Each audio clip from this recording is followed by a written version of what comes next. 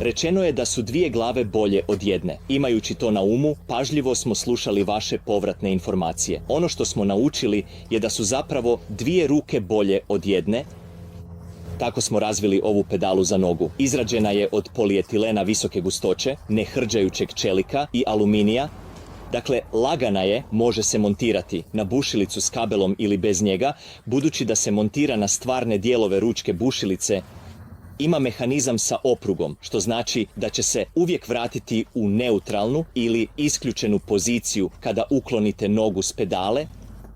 No najbolji dio svega je to što, budući da je bušilica montirana na pedalu za nogu, a vaša pedala za nogu je učvršćena na podu ispod vaše noge ovako, sama pedala za nogu djeluje kao sidro kako bi spriječila da bušilica izmakne kontroli ako iz nekog razloga udarite u čvrstu prepreku, a inercija prolazi.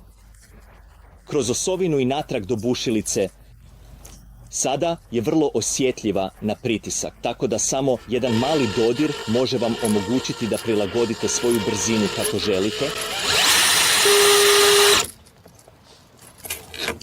Dakle, to je naša ideja za pedalu za nogu. Javite nam se ako imate bilo kakva pitanja ili prijedloge. Naša adresa je plumbertools.com ili ako ste u Europskoj uniji zuva uh-tools.com, a ako ste u Ujedinjenom kraljevstvu plumbertools.co.uk.